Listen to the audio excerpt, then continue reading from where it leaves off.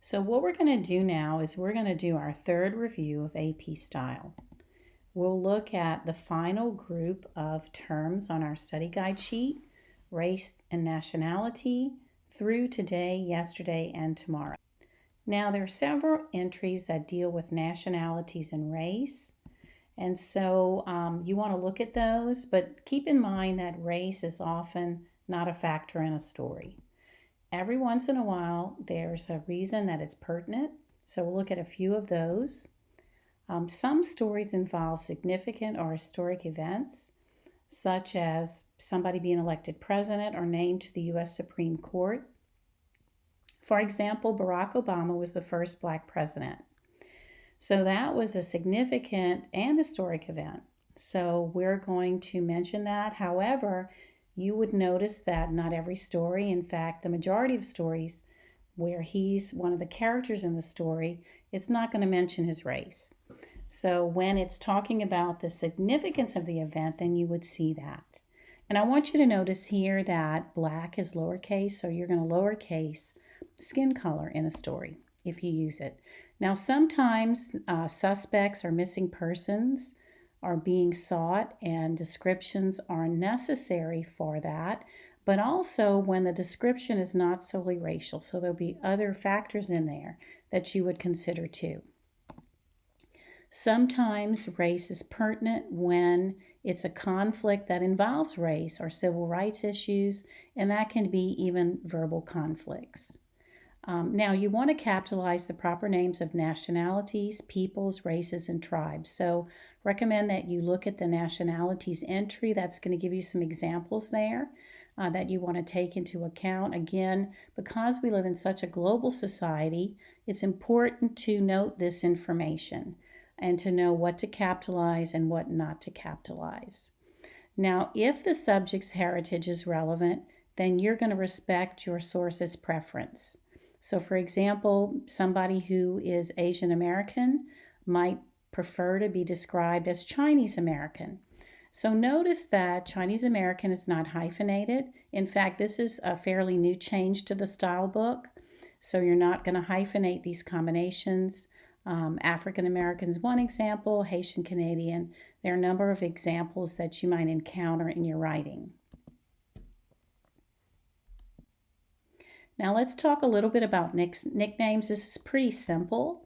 Use a nickname when it's the way a person prefers to be known. So we'll use that as the person's first name. Magic Johnson, Babe Ruth, Tiger Woods. In fact, if you asked me their real names, their birth names, I would have to look that up.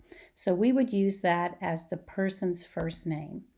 In other cases, when the person uses his or her birth name and has a nickname also known by, you're going to put that in quotation marks with the name. And it's going to look a little bit like this. So that's super simple. It's surprising how many people have nicknames that we don't know. We assume they're the given names most of the time. A lot of public officials do. And so we know them by those names. Now, numbers is an entry that you want to look at the definition in your style book. There's a lot of examples there. I think it would be helpful for you. But basically, spell out words, use words for 0 through 9, spell it out, and use figures for 10 and above. Frank has 6 cats, 4 dogs, and 11 hamsters.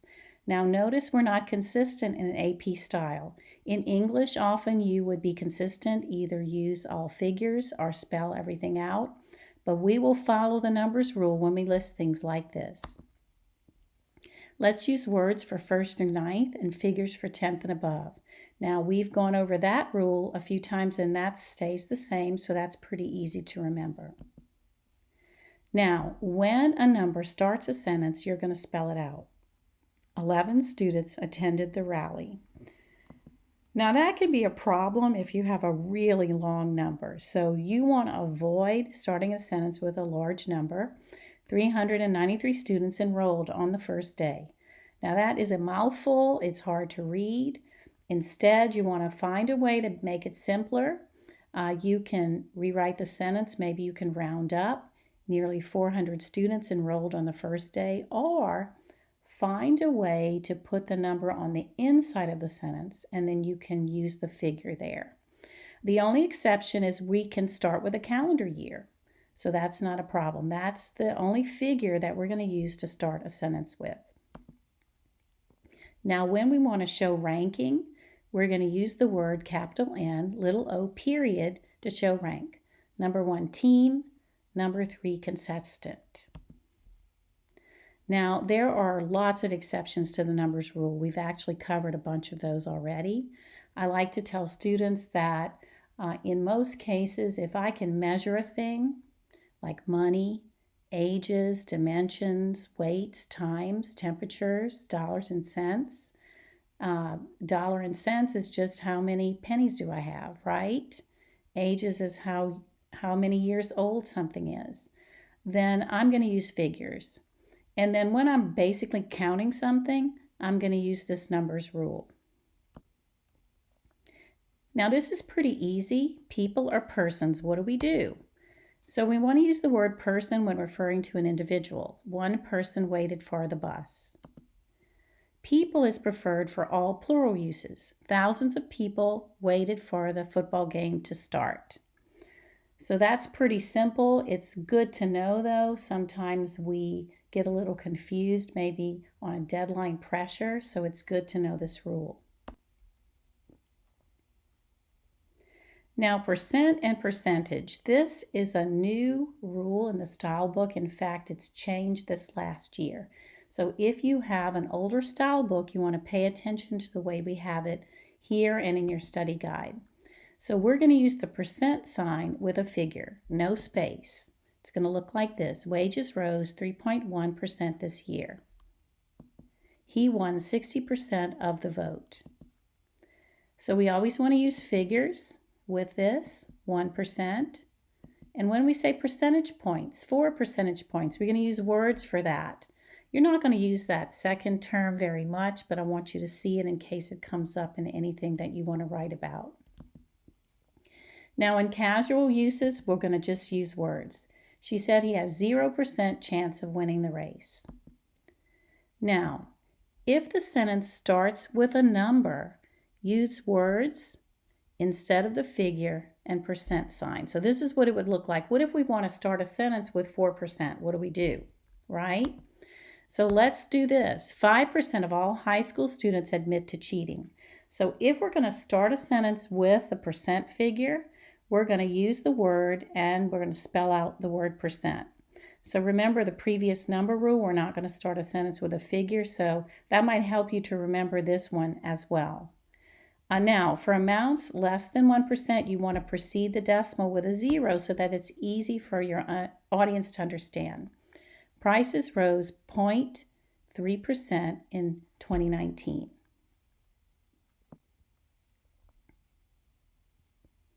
Now let's look at a little bit of information about political parties.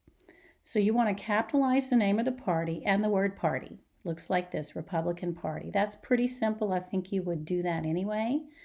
You want to capitalize all the names of different parties that people might belong to when you refer to the party or its members, but you want to lowercase a political philosophy. The Liberal Republican Center, that's his party, and his Conservative Party colleague, another party, said they believe democracy and communism are incompatible. And you want a lowercase party when you're talking about more than one party. Members of the Republican and Democratic parties attended the meeting. Now, I want to go back to the definition I just told you about capitalizing party members, and you want to lowercase a political philosophy. Now, if that political philosophy is named after a person, like Marxism, then you're going to capitalize that. So there are a few. I would go back and look in the book just so you become familiar with those. You want to see the style book because there are examples in there, especially some political parties or philosophies that you might not be familiar with, that people do adhere to in our country. You want to be able to know what those are, know whether to capitalize those, and understand a little bit about them. Now, party affiliation, what do we do? How do we tell people what party a politician is part of? So I'm going to show you a few things that will help. There's some general forms that include these examples. And I, again, recommend that you look at the entry in the style book because you'll see some good examples there. So we could say this: Republican Senator Jim DeMint of South Carolina. It can look like this. Or it can look like this. U.S. Senator Jim DeMint also spoke. The South Carolina Republican said. So here I tell you where he serves and the state where he comes from and his party. This is the one you're probably going to see the most. U.S. Senator Jim DeMint, Republican, South Carolina. That's what those abbreviations mean right there. So I'll show you how to do that. So you want to use R for Republican, D for Democrat, and I for Independent, and include the state abbreviations. So these are the 3 abbreviations available. In the future, you may have people who belong to a different party than these 3, maybe the Green Party. In that case, you're going to want to spell that out and maybe pick one of these other examples for ways to say that for the time being. So U.S. Senator Bill Cassidy, Republican, Louisiana. And I'm going to surround Republican, Louisiana in commas and set that off a little bit. But that tells me a lot right there, that he belongs to the U.S. Senate. He's a Republican from Louisiana. Now note that the Republican, the R doesn't have a period after. And the LA looks a little bit different, right? Because it's not a zip code abbreviation. So these party affiliation abbreviations for states, you're going to use AP-style state abbreviations. That's actually an entry in the style book. There was a time until quite recently where we used state abbreviations that were particular to the AP style. The good news is we don't have to know those or use those, but you do need those for other types of writing. I'll go over that in just a minute. But if you're going to use party affiliation and you're going to write it this way, then you want to check out the state names entry and look at the state abbreviations there. The key to remember is you don't get zip codes. Those are not a choice here for using this type of abbreviation. So for state political affiliations, you're going to use the R, the D, or the I, and the name of the city. So Louisiana State Representative Sam Snead, Democrat, New Orleans, will conduct hearings Tuesday. So notice that tells me a lot there. I know he's a Democrat, he's from New Orleans, and he's part of the Louisiana legislature. Those of you who want to work in political communication and be reporters for government affairs, this is one entry that you want to become familiar with. Now, we've talked a little bit about possessives already when we talked about apostrophes, but this entry is quite lengthy, so you want to look at the guidelines in the style book for specific questions. Now, much of this you learned through grade school and high school, so we're not going to cover what to do with an apostrophe, with a common noun, but I want to cover a few of the little quirky rules that are here in the style book. So for a singular common noun that ends in an S, you want to add an apostrophe S, unless the next word begins with S. So let me show you what this looks like. So the hostess's invitation. So the word ends in an S. I'm going to add an apostrophe S because the next word starts with an I. But look what happens if the next word starts with an S. So I'm just going to use an apostrophe, because that would be a whole trainload of S's in that sentence, and it's a little bit confusing. So put an apostrophe at the end of hostess, and then the next word starts with an S, so you just go on from there. So that is a little different. I wanted to show you that. And another one that occurs more commonly is when we have a proper noun that ends in S. When that happens, you only add an apostrophe. Someone took James's book. Arkansas history is colorful. So that one you want to put a big circle around because that one's going to happen to you more often than the singular common noun rule. I just thought that was a little quirky and fun. I wanted to show you that. Now, if you're talking about more than one person and they possess the same thing, then you're going to put the apostrophe S after the last name. So look at this. Fred and Wilma's apartment. So they have the same apartment. Mork and Mindy's beach house. So actually this is pretty common too, so you want to keep that in mind. Now, when do we use the words refute or rebut? And so let's look at that for just a minute. So refute suggests that you already selected a winner, right? It's a judgment call. And we're not going to do that as journalists, right? So don't use refute except in a direct quote. In fact, we're going to say rebut instead. Instead, use that. That means to argue to the contrary. So if you were ever in a debate club, then you would be familiar with that word rebut. That's just an answer to a charge. Sam rebutted the speaker's argument that all students cheat.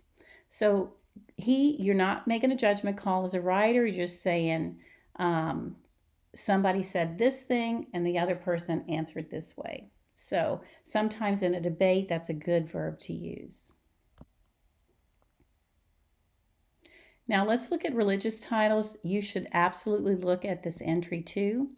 So for specific titles, you want to look at the entries for the major denominations. So there will be entries for Christian denominations. There'll be entries for Jewish faith, for Islam. So you want to look at those and see what to do about titles for leaders in those denominations. But some of the most common we'll look at that we would use in our writing here. So the Rev, actually, it goes together. He asked the Rev Francis Bibb to officiate. So I'm not getting the weeds about why that the goes before Rev. It's a grammar thing, so just remember that you want to do that. Now, on the second reference to members of the clergy, you're only going to use the last name. So the Reverend Billy Graham is going to be on first reference, but Graham on second reference. And even in Catholic faiths where most people call their leader's father, Episcopal faith, in writing you're going to say Reverend for those official titles. And then on second reference, you're going to use the person's last name.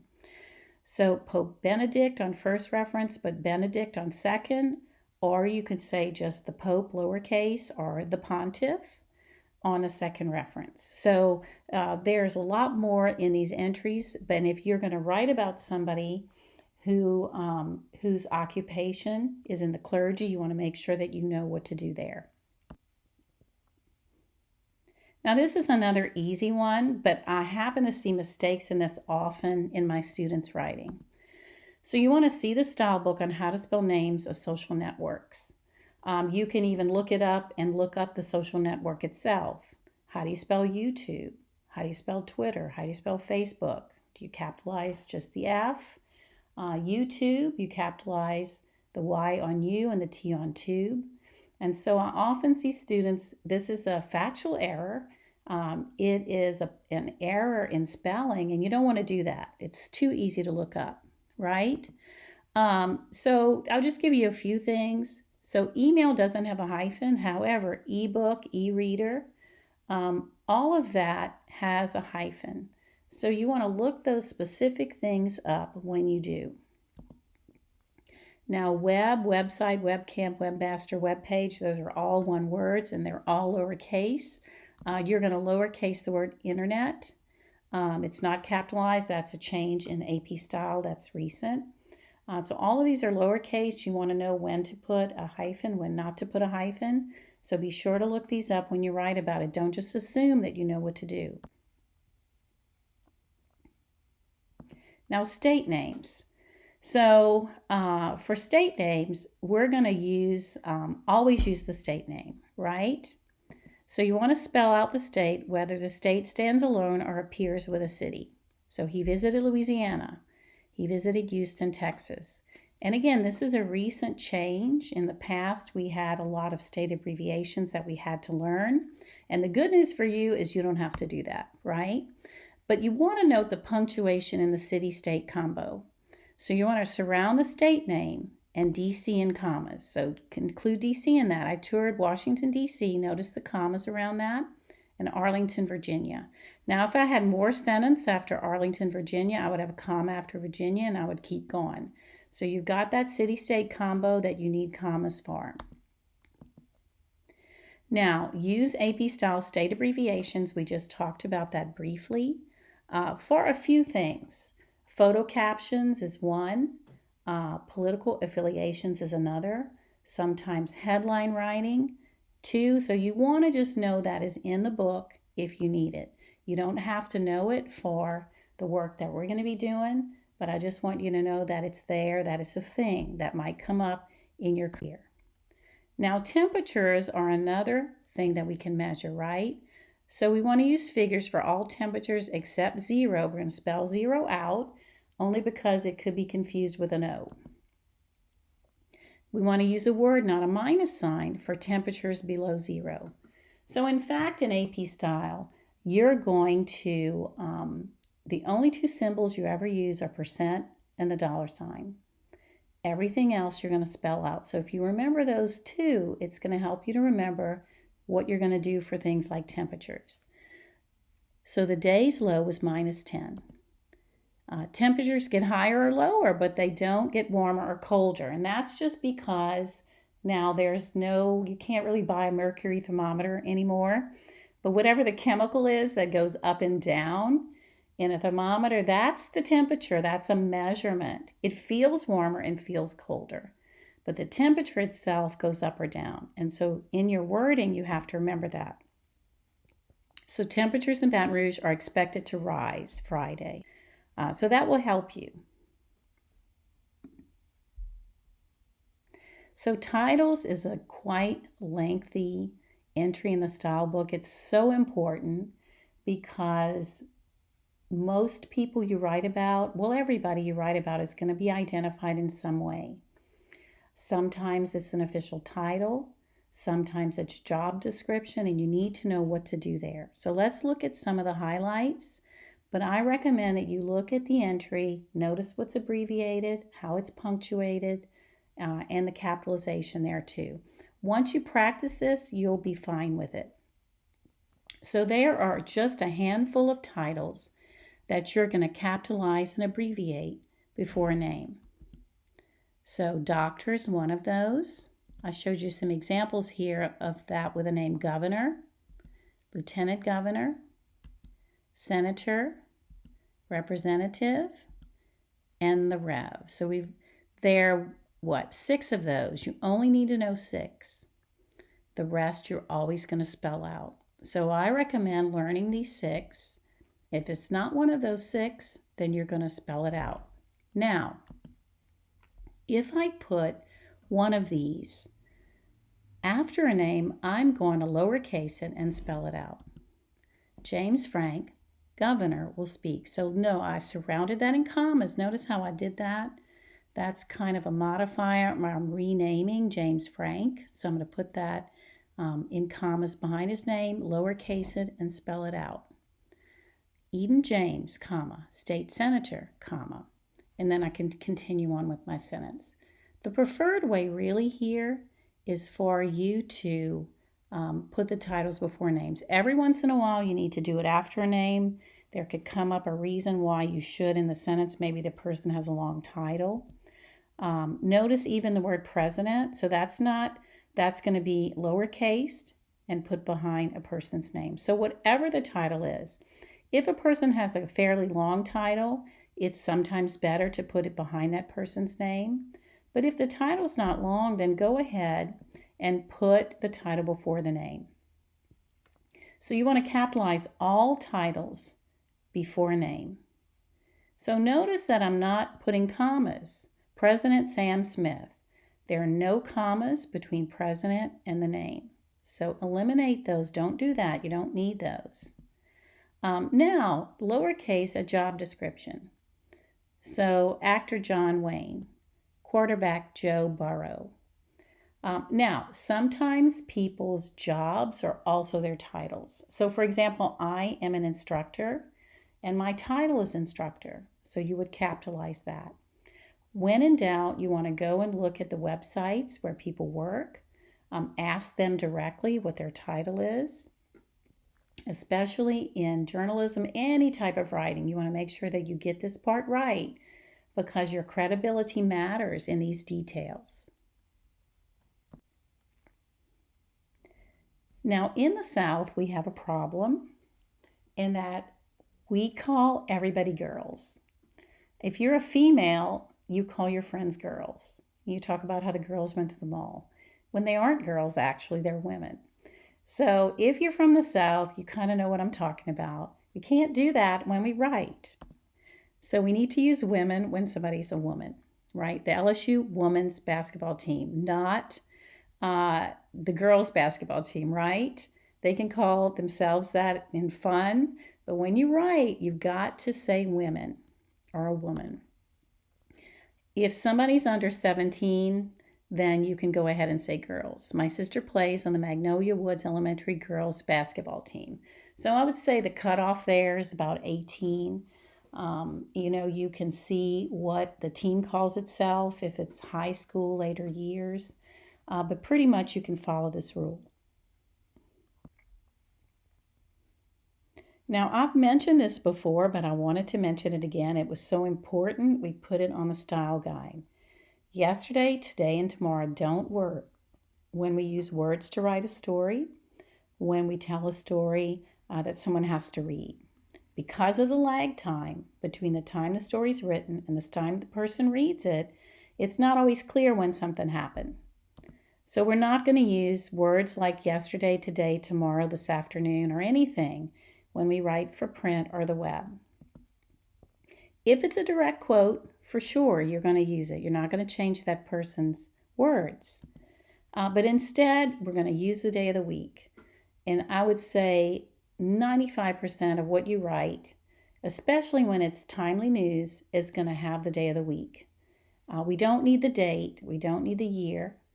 Unless, again, it falls outside of the week that we're talking about, either in the past or in the future, or it falls outside of the year that we're currently in. So keep that in mind because every story that you write has a when. So congratulations. Now you have made it through your AP Style review and your grammar review. And so now you've got all the tools that you need to really begin your media writing career. Congrats!